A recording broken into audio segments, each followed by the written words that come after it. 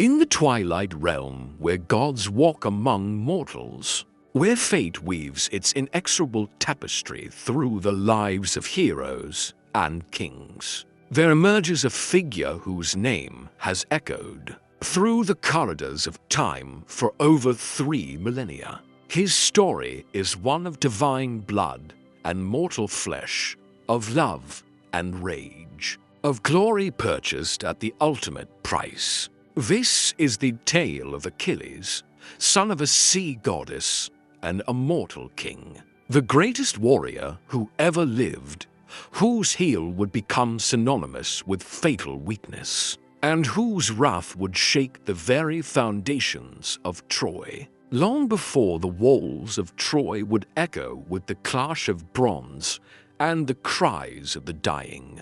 In the northern reaches of Greece, there ruled a king named Peleus. He was a man of noble bearing and fierce courage. Yet his greatest victory would not be won on any battlefield, but in winning the heart of a goddess who commanded the very seas themselves. Thetis was her name, one of the 50 Nereids, daughters of the ancient sea god Nereus. She possessed beauty that could calm storms and wisdom that reached into the depths of prophetic sight. When Zeus himself, king of all gods, gazed upon her with desire, the threads of fate began to weave a pattern that would reshape the destiny of gods and mortals alike. Yet the fates had spoken a terrifying prophecy. Any son born to Thetis would grow to be greater than his father,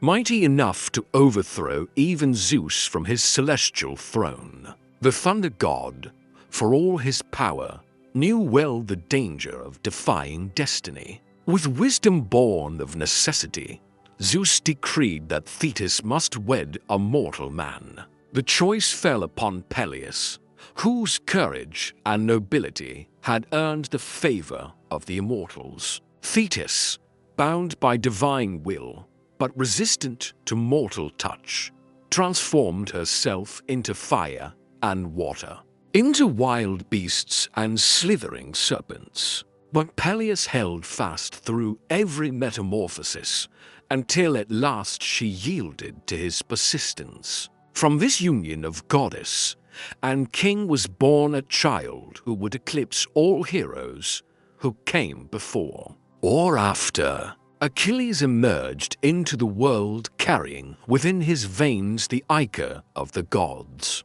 and the red blood of mortals. His mother, gazing upon her newborn son with the terrible gift of foresight, saw to possible fates awaiting him. He could live a long, peaceful life, forgotten by history, his name lost to the ages like countless others. Or he could choose glory and immortal fame, but die young upon a distant battlefield. The choice, she knew, would one day be his to make, but she would do everything in her power to grant him both glory and long life. Determined to make her son invulnerable, Thetis carried the infant Achilles to the river Styx, the boundary between the world of the living and the realm of the dead. Its waters held the power to render mortal flesh impervious to harm. Holding her baby by his heel, she dipped him into the sacred current, and the magic of the underworld flowed over every part of his body save that single spot where her fingers held him.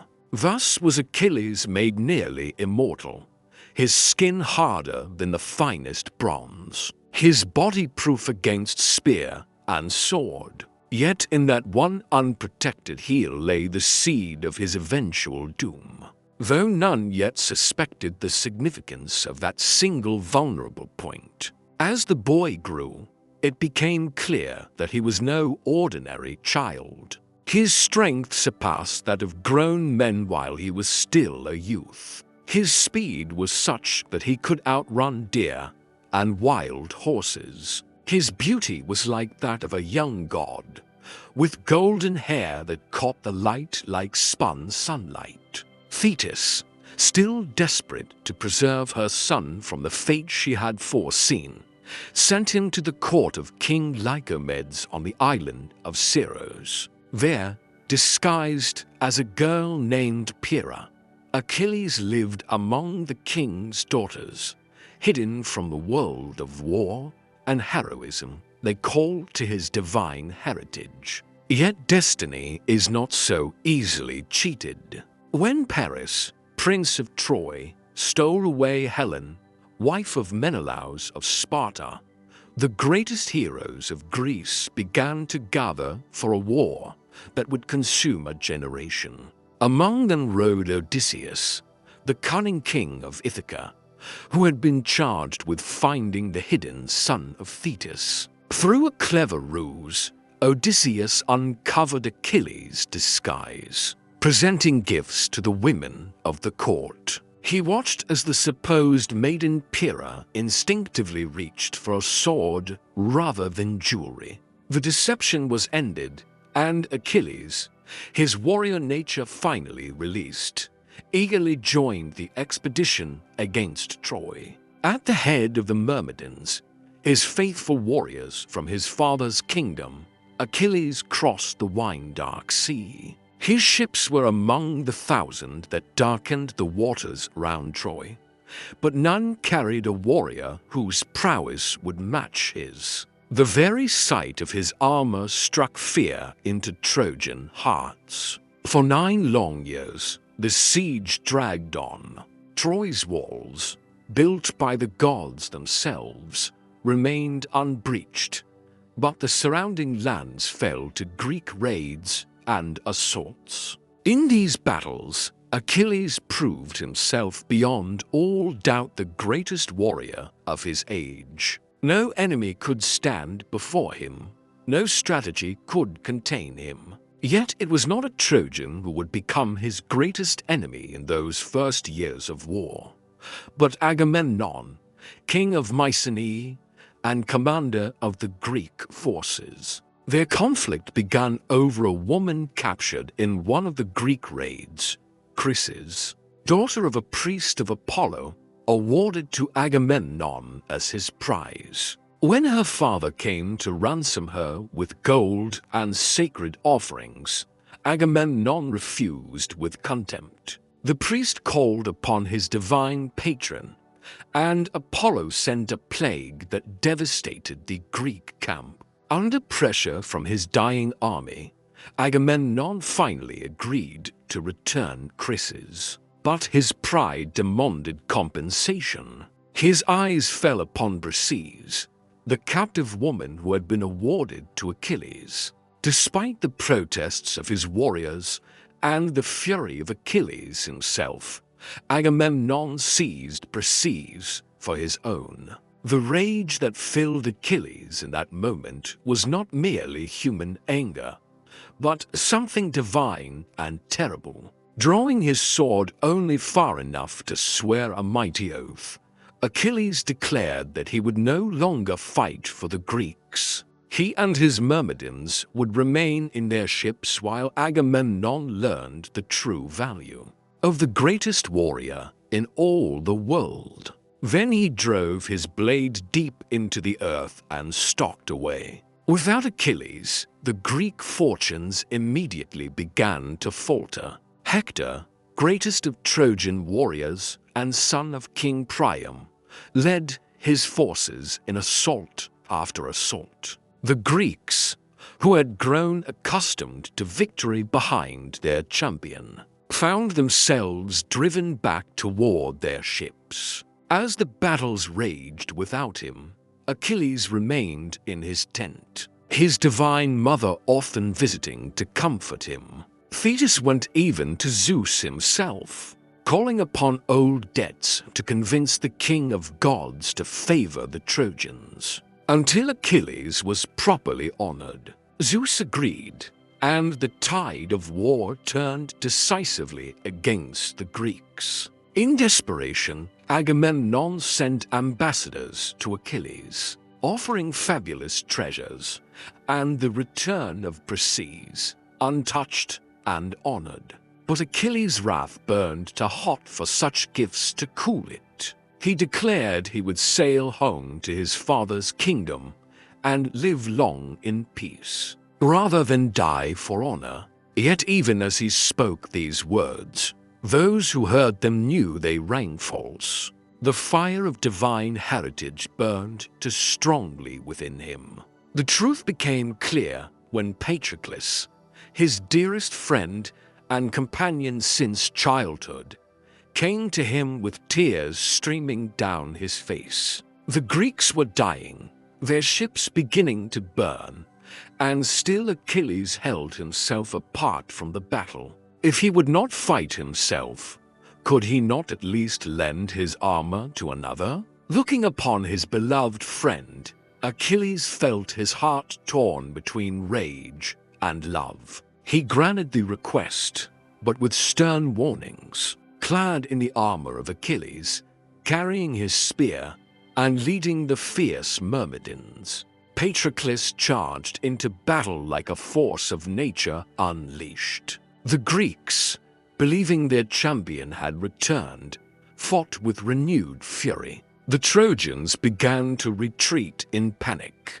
But victory intoxicated Patroclus as strong wine intoxicates a man unused to drinking. Forgetting his friends' warnings, he pursued the fleeing Trojans toward the walls of their city. There Apollo, protector of Troy, struck him with divine power, leaving him dazed and vulnerable. Hector, seeing his opportunity, drove his spear deep into Patroclus' body. As the young warrior fell, the Trojan prince stripped away the armor of Achilles and claimed it as his prize. The greatest treasure of the Greeks now belonged to their greatest enemy. When word reached Achilles that Patroclus was dead, slain while wearing his armor and fighting his battle, the wrath that consumed him was like nothing mortal men had ever witnessed. His cry of grief and fury echoed across the plain of Troy, so terrible that even the horses wept and the very earth trembled. Thetis, feeling her son's anguish across the depths of the sea, rose from her palace beneath the waves and came to comfort him. But there could be no comfort for such loss. Patroclus had been more than a friend.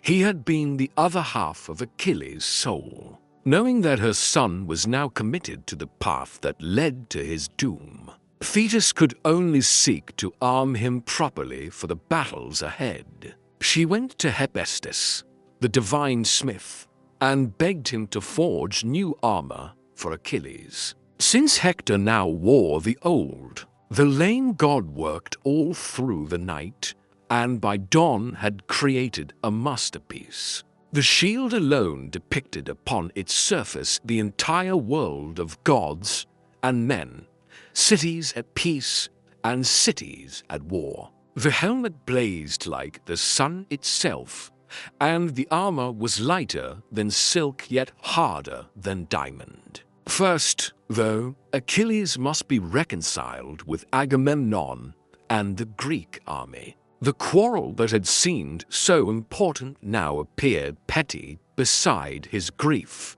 and his thirst for vengeance. Agamemnon agreed to every demand, returned every prize, and offered every honor. But Achilles barely heard the words. His mind was fixed on one goal: finding Hector and making him pay for Patroclus' death. The reconciliation complete, he armed himself in Hephaestus' masterwork and strode toward the battlefield like a god of war made manifest. What followed was not battle but slaughter. Achilles carved through the Trojan ranks like a scythe through wheat, his spear finding every gap in armor, his sword cutting through bronze as if it were cloth. Warriors fled before him in panic, and those who stood to fight died where they stood. The river Scamander became choked with the bodies of the dead.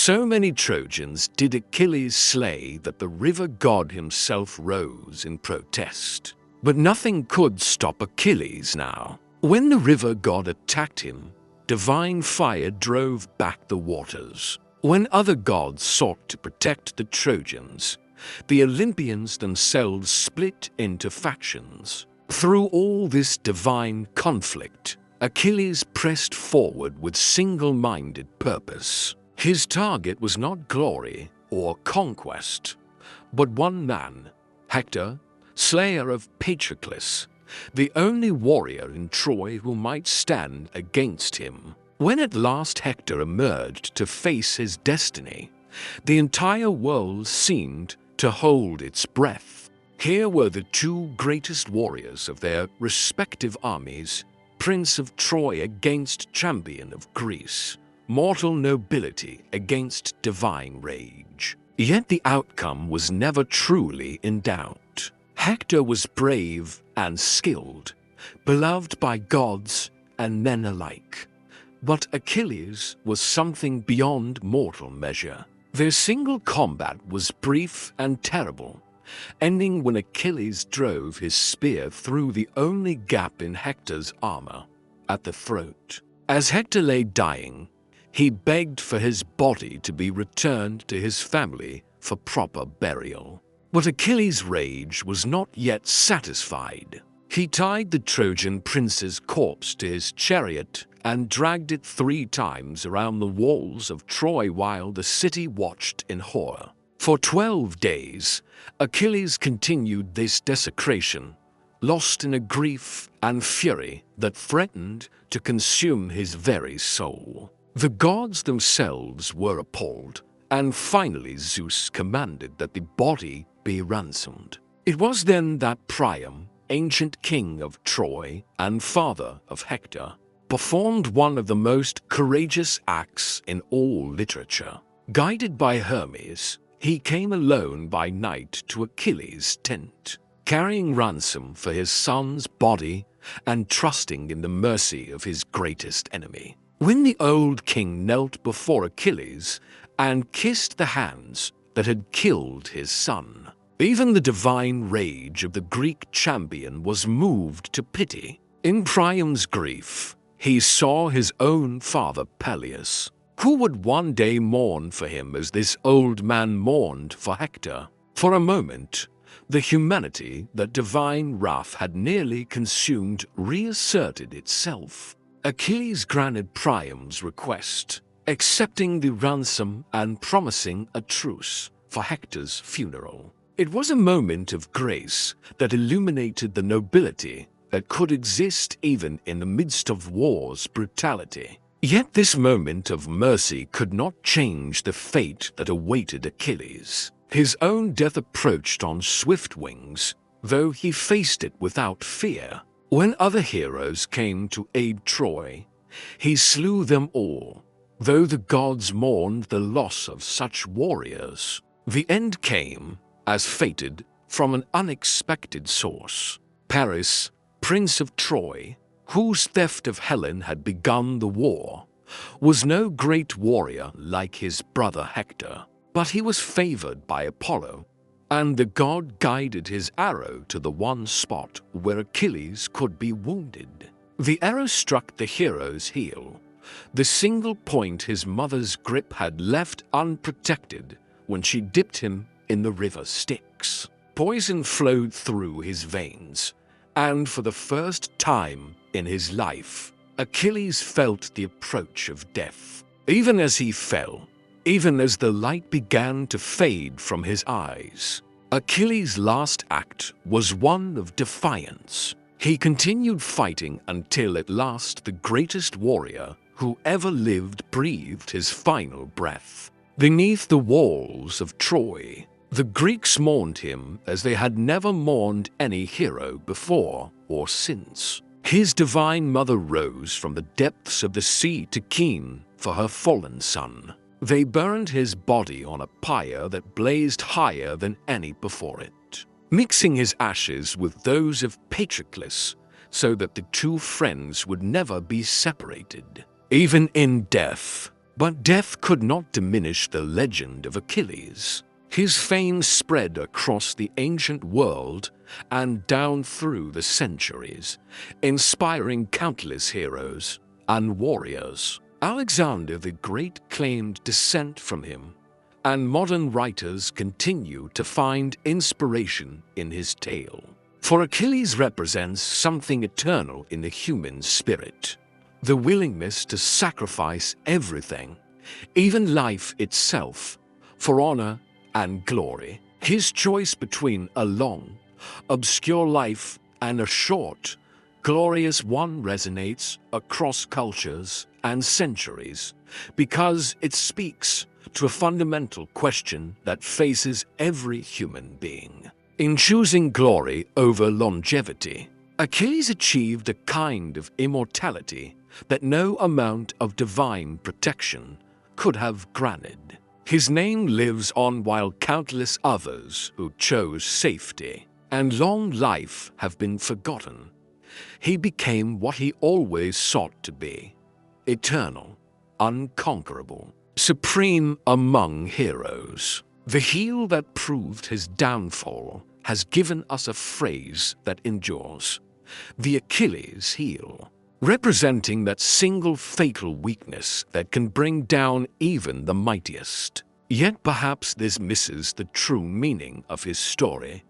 His vulnerability was not his weakness, but his humanity, the mortal part of him that made his divine courage meaningful. Today, as we look back across 3 millennia to that distant war, it is Achilles who stands supreme among all the heroes who fought beneath Troy's walls. Greater than Agamemnon with all his power, nobler than clever Odysseus with all his wisdom, more enduring than the walls of Troy themselves. In the end, Achilles achieved what every hero dreams of but few attain: true immortality, not of the body but of the spirit, not in life but in legend, not in years but in the eternal admiration of all who hear his name and remember that once, in the dawn of the world, there walked among mortals one who dared to be truly great.